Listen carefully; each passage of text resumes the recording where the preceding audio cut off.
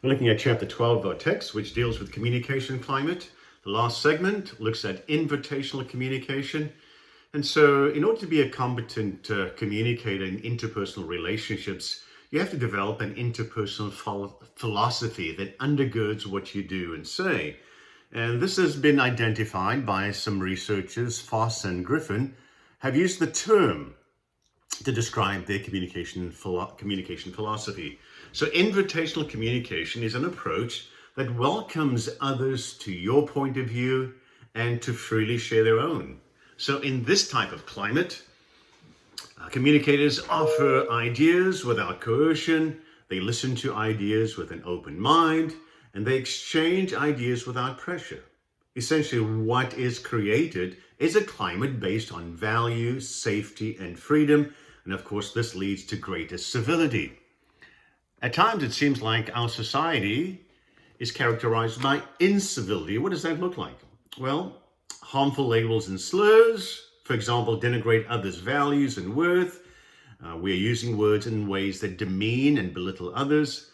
The gaslight effect imposes one's perception on another's in an attempt to manipulate and control. Ghosting disconfirms others by telling them they just don't exist. And then cyberbullying, of course, communicates to its victims, you have no value and you are not safe. So far in the text, we've been looking at skills that seem to undergird this invitational philosophy: perception checking, responsible language, responsive listening. Let's look at two more ways, and that is using the language of choice and responding non-defensively to criticism. The first one, the language of choice. So you can use language that connote an obligation or even denote an obligation, or you can use language that describe a choice. So a language that infers a obligation are words like I have to, I should, I ought, I can't, I had no choice. These focus on grudging acquiescence. On the other hand, a language of choice is using language to show that you are in control, you are in charge, you have freedom. I am going to, I will, I'm determined, I decided. There is a difference between the two. In the language of invitational communication, empowering words identify your freedom to make choices. In essence, you're inviting yourself to take charge of your own decision-making.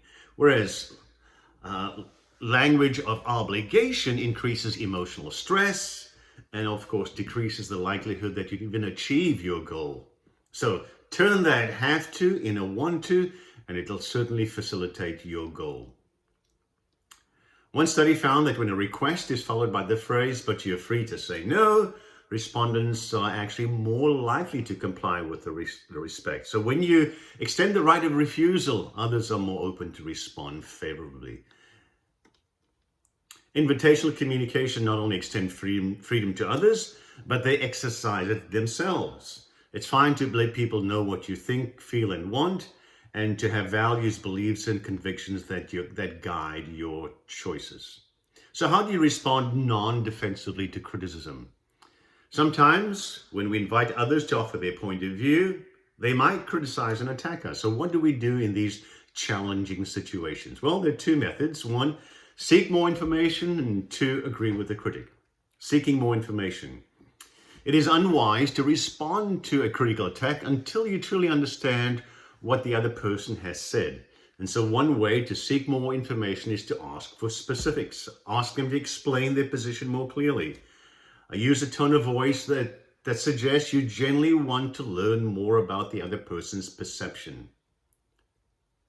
So guess if they can't seem to articulate it, then it might be worthwhile for you to guess at the specifics of a complaint.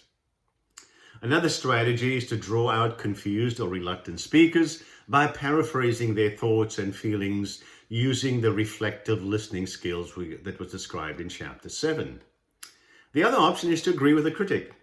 Well, you might respond, you might protest and say, how can I honestly agree with comments I don't believe are true?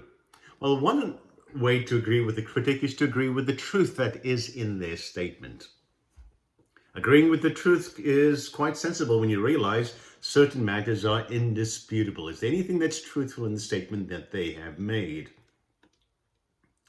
So agree with the facts. Another way to agree with the critic is to agree in principle. Sometimes you are being compared to an abstract ideal, and you are unfavorable. Well, agree with the principle in general. Look at the text for a couple of examples. You can always can accept the principle on which the criticism is based, and still behave as you have been. Some rules do offer exceptions, and people are often inconsistent. What about times when there seems to be no basis whatsoever for agreeing with the critics? Well, then agree with the critics' perception. Such responses tells critics that you're acknowledging the reasonableness of their perception, even though you don't agree or you don't wish to change your behavior. That's the essence of chapter 12.